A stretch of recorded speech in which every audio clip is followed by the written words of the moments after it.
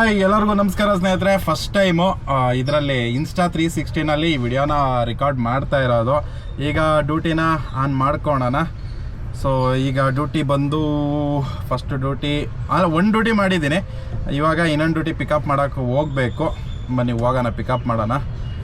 ಇವತ್ತು ಓಲಾದಲ್ಲಿ ಬಂದಿದ್ದೀನಿ.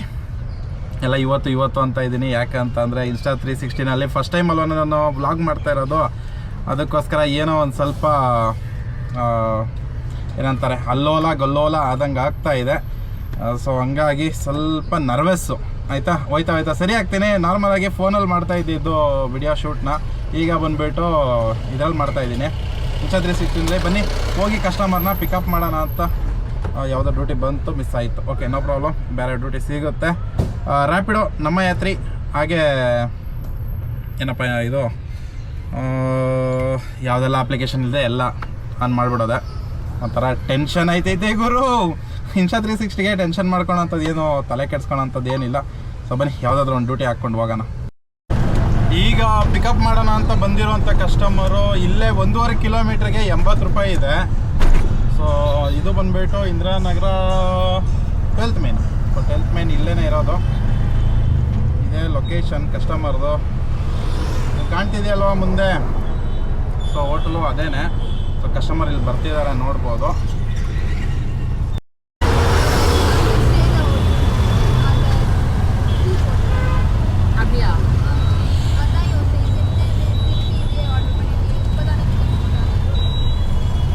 ಅಗ್ರಿಕೇಟರ್ ಕಂಪ್ನಿಯವ್ರು ಬಂದು ಆ್ಯಕ್ಚುಲಿ ಅವರು 20 ರೂಪಾಯಿ ಪಿಕಪ್ ಚಾರ್ಜಸ್ ಅಂತ ಆ್ಯಡ್ ಮಾಡೋದು. ಸೊ ಹಂಗಾಗಿ ಏನಾಗುತ್ತೆ, ನಮಗೆ ಅನ್ಸಕ್ಕೆ ಸ್ಟಾರ್ಟ್ ಆಗುತ್ತೆ, ಏನಪ್ಪ ಜಾಸ್ತಿ ಕೇಳ್ತಾರೆ ಅಂತ ಅಂದ್ಬಿಟ್ಟು. ಪಿಕಪ್ ಚಾರ್ಜ್ ಕೂಡ ಬೇಕಲ್ವಾ.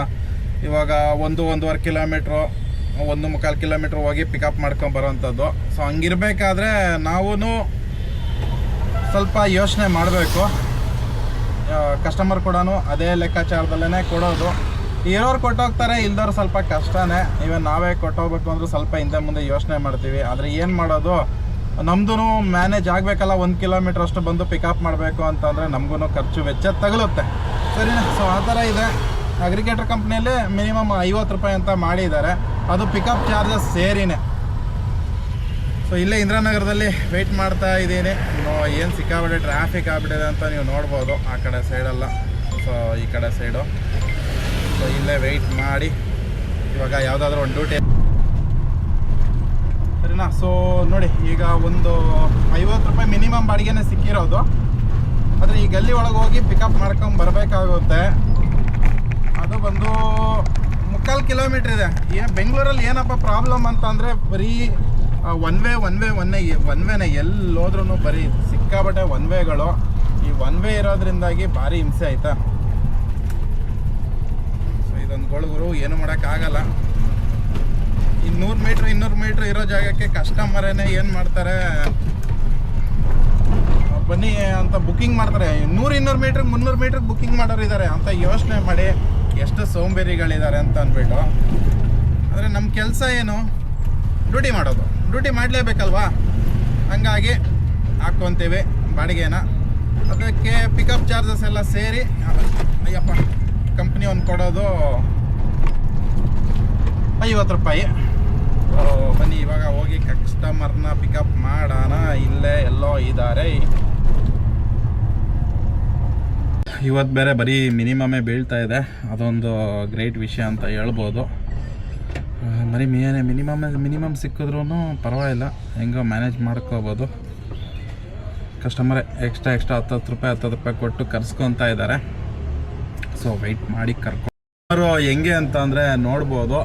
444 ಮೀಟ್ರ್ ಇರೋದು, 200 ಮೀಟ್ರ್ ಬಂದು ಪಿಕಪ್ ಮಾಡಿದ್ದು, ಆಯಿತಾ. ಸೊ ನೋಡ್ಬೋದು ನೀವು. ಆಯಿತು, ಈ ಥರ ಕಸ್ಟಮರ್ಗಳು ಸೋಂಬೇರಿ ಜನ. ಒಂದು 400 ಮೀಟ್ರ್ ನಡ್ಕೊಂಡು ಹೋಗಲ್ಲ. ನಮಗೆ ಎಕ್ಸಸೈಸ್ ಇಲ್ಲ ಅಂತ ಅಂದ್ಬಿಟ್ಟು ನಾವು ಎಷ್ಟೋ ಪರದಾಡ್ತೀನಿ ನಾನು.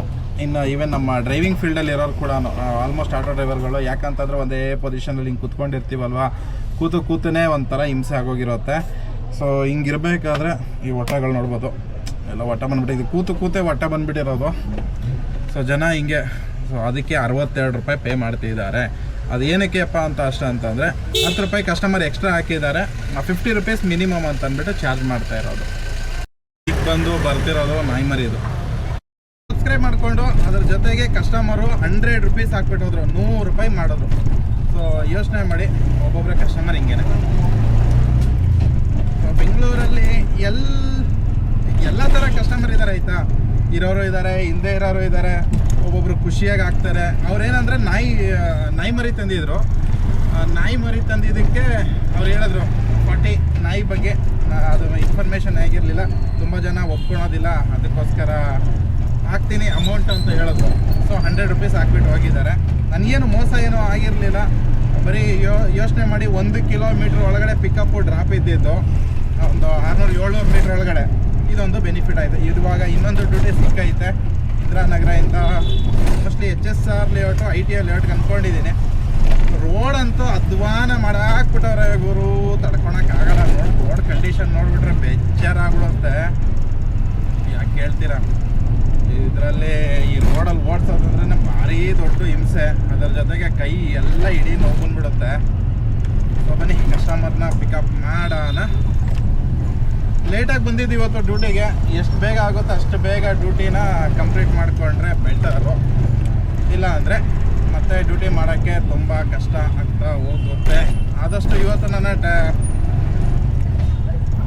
ಟಾರ್ಗೆಟ್ನ ಟಚ್ ಮಾಡೋಕ್ಕೆ ಟ್ರೈ ಮಾಡ್ತೀನಿ. ಅದ್ರ ಜೊತೆಗೇನೆ ತುಂಬ ಕಮಿಟ್ಮೆಂಟ್ ಆಗಿಬಿಟ್ಟಿದೆ. ಯಾಕಂದರೆ ಇನ್ಸ್ಟಾ 360 ಬರೋ ಕ್ಯಾಮ್ರಾ ತೊಗೊಂಡಲ್ವಾ, ಅದ್ರದ್ದು ಕೂಡ ಖರ್ಚು ಇದನ್ನು EMI ಎಲ್ಲ ಕಟ್ಟಬೇಕು. ಸೊ ಕಸ್ಟಮರ್ ಆಪೋಸಿಟ್ ಸೈಡಲ್ಲಿ ನಿಂತಿದ್ದಾರೆ. ಬನ್ನಿ ಅವ್ರನ್ನ ಹೋಗಿ ಪಿಕಪ್ ಮಾಡುವ.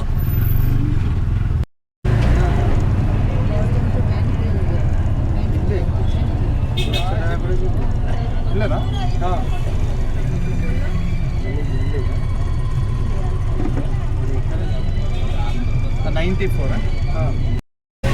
ಇವತ್ತು ಸಿಕ್ಕಾಬಡೆ ಜನ ಇದ್ದಾರೆ. ಇಲ್ಲೇ ಜಗನ್ನಾಥ ದೇವಸ್ಥಾನ, ಇಲ್ಲಿ ದೇವಸ್ಥಾನದ ಇವತ್ತು ಪೂಜೆ ನಡೀತಾ ಇದೆಯಲ್ವ, ಶನಿವಾರ. ಹನುಮಂತನ ದೇವಸ್ಥಾನದಲ್ಲಿ ಪೂಜೆ ಎಲ್ಲ ಇದೆ. ಸೊ ಹಂಗಾಗಿ ಇಲ್ಲೇ ಯಾವುದಾದ್ರೂ ಒಂದು ಡ್ಯೂಟಿ ಸಿಗೋವಂಥ ಚಾನ್ಸಸ್ ಇದೆ. ಆದರೆ ನಮಗೊಂದು ಜಾಗ ನೋಡಿ ಸ್ವಲ್ಪ ಹೊತ್ತು ವೆಯ್ಟ್ ಮಾಡಿ ಹಾಕ್ಕೋಬೇಕಾಗುತ್ತೆ. ಈಗ HSR ಲೇಔಟಲ್ಲಿ ಇದ್ದೀನಿ. ಇನ್ನೊಂದು ಪಿಕಪ್ ಸಿಕ್ಕಿದೆ. ಫಸ್ಟು ಹೋಗಿ ಇಂದಿರಾನಗರ ಸೇರ್ಕೊಳ್ಳೋಣ ಅಂತ. ಯಾಕೆ HSR ಲೇಔಟಲ್ಲಿ ನನಗೆ ಡ್ಯೂಟಿ ಸರಿಯಾಗಿ ಬರ್ತಾ ಇಲ್ಲ, ಅದಕ್ಕೋಸ್ಕರ ಒಂದು ಮಿನಿಮಮ್ ಡ್ರಾಪ್ ಹಾಕಿ ಈಗ ಮತ್ತೆ ಬಂದಿದ್ದೀನಿ. ನೋಡೋಣ ಎಲ್ಲಿ ಅಂತ. ಕಸ್ಟಮರಿನ ಲೊಕೇಶನ್ನು ಇದೇನೆ ತೋರಿಸ್ತಾ ಇರೋದು. ಕೆಲಸ ಮಾಡೋಣ, ಹೋಗಿ ಅಲ್ಲಿ ನಿಂತ್ಕೊಳ್ಳೋಣ ಗಾಡಿ ಹಾಕ್ಕೊಂಡು. ಬಂದರೆ ಬರಲಿ, ಬಿಟ್ಟರೆ ಬಿಟ್ಟರೆ. ಒಟ್ಟಾರೆ ಅವರ ಲೊಕೇಶನಿಗೆ ಬಂದು ಸೇರಿ ಆಗಿದೆ. ಸೊ ಇಲ್ಲೇ ವೆಯ್ಟ್ ಮಾಡ್ತಾ ಇದ್ದೀನಿ.